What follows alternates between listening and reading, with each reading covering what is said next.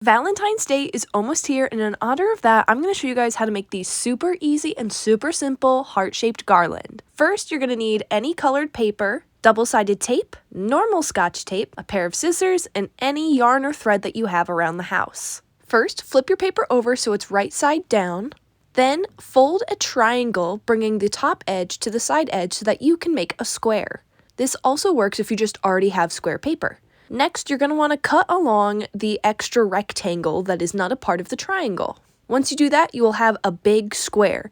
This square is about 8.5 inches by 8.5 inches, and what you're going to want to do is fold it in half twice so that you can make 4 smaller squares. Once you've done that, you're going to want to cut along the fold so that you can make your 4 squares. Once you have all your squares, you're ready to get started. First, take your square and fold it in half on both sides, bringing point to point. So you're going to make smaller triangles. The lines that you've created are going to be used as a guide. Then open your paper. Make it in the shape so that it looks kind of like a kite. If you're like me, you don't cut perfect squares, so pick the side that looks a little bit longer to fold in. First, fold one of the corners in to the middle line.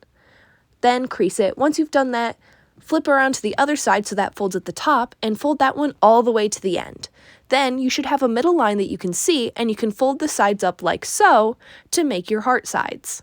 Now I know it looks like a heart, but you're not quite done yet. First, fold down the points so that it's more of a rounded edge. I tried to fold mine so that the tips of it are meeting right where you can see that line there, where it goes from just like one side to where it's folded. And then I do the same thing on the sides, and I try to roughly line up my fold with where the white part of the paper ends. I didn't do a great job here, but that's normally what I try to do. It keeps the size pretty consistent.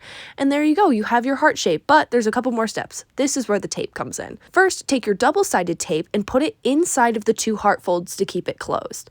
Now, you don't have to do this because the beauty of origami is you don't need tape or glue, but I would recommend doing it just so that they can stay more coherent while they're hanging up. Once you've done this, flip over your heart and take your string. Put your string under the 2 folds that are at the top that you use to make the points of the heart. Once you've done this, grab your tape and rip 2 small pieces that you can use to hold down the flap so that it doesn't just fall off. Do your best to support the string. I'd recommend trying not to get the string in the tape so that way they can slide so you can move stuff around if you need to, but it's up to you what you do. And once you've done that, you've gotten your garland started. Just repeat this process over and over again until you have whatever length you want, and then tie whatever knot you want at the end. I recommend a slip knot, but I honestly don't know how to tie one, so really any knot that can fasten it to however you're hanging it up works. You don't even have to tie it if you just want to tape it up too.